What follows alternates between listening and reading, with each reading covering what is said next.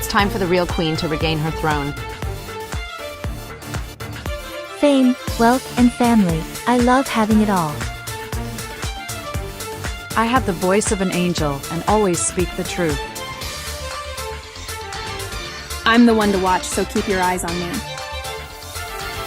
I'm climbing the ladder of success, so get out of my way.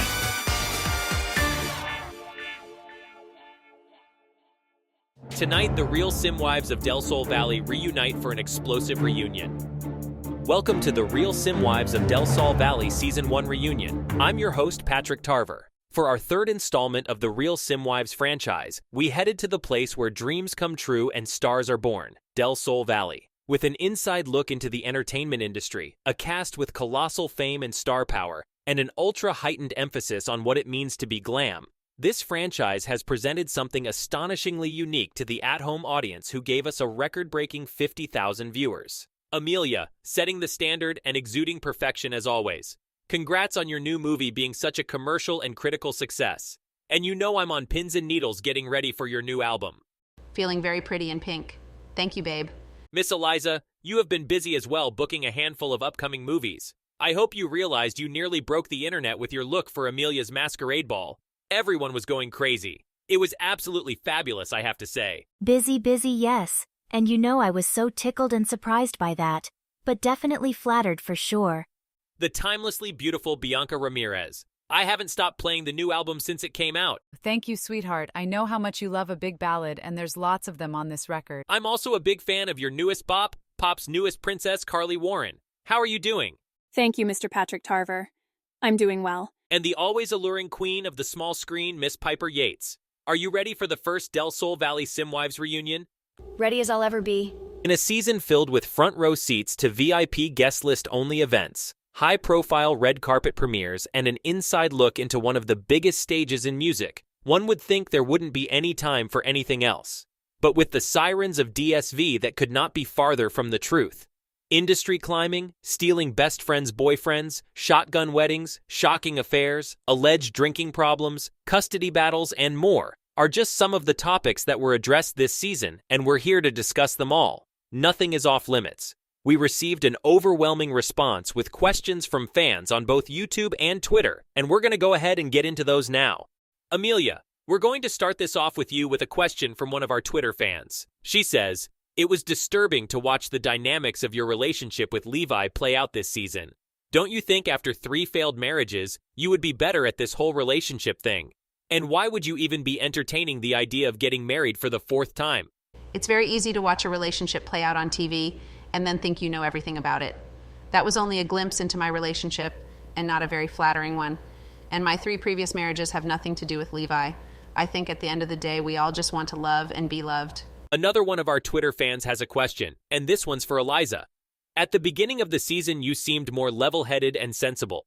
As it played on, your insecurities and jealousy of Amelia started becoming more apparent. Have you always been so blatantly jealous of her? I would argue and say that I was one of the only ladies to remain sensible for the duration of the season. And that's absurd. I have never nor will I ever be jealous of Amelia Price. But you made it part of your storyline to talk about me every chance you got, girl. I just state the facts, and just like right now, you always try to put the spotlight on yourself. It's desperate and sad, frankly. She's literally so full of shit. We have a question for Bianca from YouTube user DSS1984. They ask, who do you think is a better singer, Amelia or Carly? Oh my. Well, let me go ahead and say that my answer is my opinion and isn't meant to take away from this Sim's success. Amelia achieved huge success as an actress first, then decided to be a singer, and in turn became a pop star as well. And kudos to her, that's great. But Carly has spent her entire young life training the instrument that is her voice, developing into the artist she aspires to be, and honing her knack of songwriting into an art. She is an impeccable vocalist. Amelia honestly was given the luxury of having a famous name and being teamed with the best producers in pop music to mask any vocal limitations that she may have. Interesting take. YouTube user Amanda2131 has a question for Miss Carly. Carly, did you really think your marriage to Jackson was going to be perfect, seeing as you married him a month after the breakup from Piper?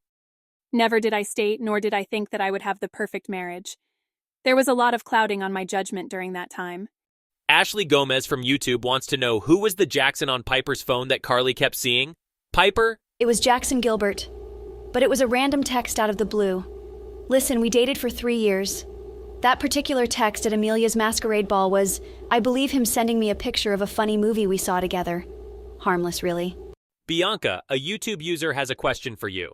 Has there been a reconciliation between you and Sergio? I don't like putting labels on things, but I mean, I do want to fight for it, for the sake of my family. Ring Banana from YouTube says, what was Eliza's deal this season? I've seen more sober people at Mardi Gras. What's going on? I find it resounding that I can be seen on the show having a glass of nectar, just like the rest of the girls, but I suddenly have a problem. It's ridiculous. I just think that there were concerns had when you did have that breakdown on the morning show with Candace Anderson and when you entered in the treatment center right after we wrapped filming. Those concerns were coming from a good place. Don't try and paint me as an erratic, unstable Sim Patrick. I was under immense stress when I was on the morning show, and the treatment program I entered was due to exhaustion. I'm grown and pay my bills, so I'm going to have a drink when I want one. Now next question, please. Okay, I got it. Shane J3120 on YouTube has a question for Bianca.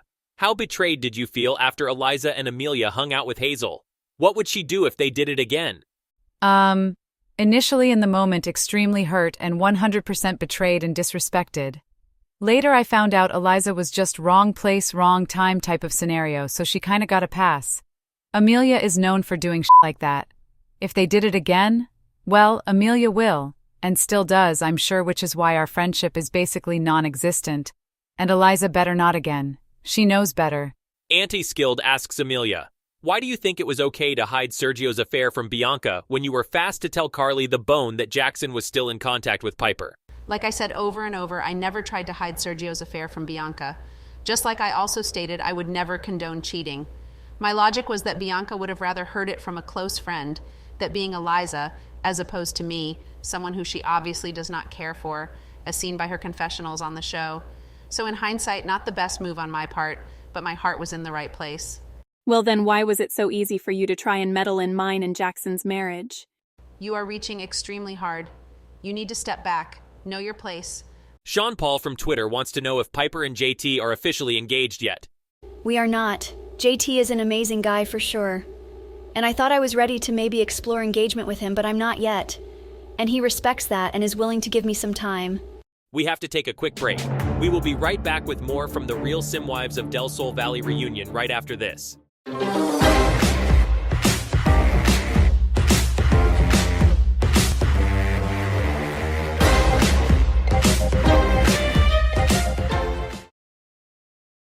We're back with the Real Simwives of Del Sol Valley, joined by two more ladies who made a splash on the DSV scene as friends. Let's welcome Hazel Green and Ingrid Price. Hazel, you are looking like an absolute dream.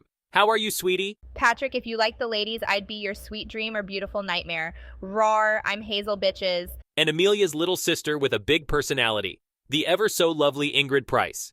Thanks for joining us. Thank you for having me. Hazel, one of our Twitter users, wants to know what are your future plans in terms of your career? Well, I'm playing the lead role in a film directed by Sergio Ramirez where I play a zombie cafeteria lady, which is going to blow y'all's minds. I'm doing an arc as a bus driver on the show, If Heaven Had a Name, and I'm playing Ms. Moose in a children's movie that will be released at the end of the year. So I'm doing boss girl period. Amelia, this one is for you coming from YouTube.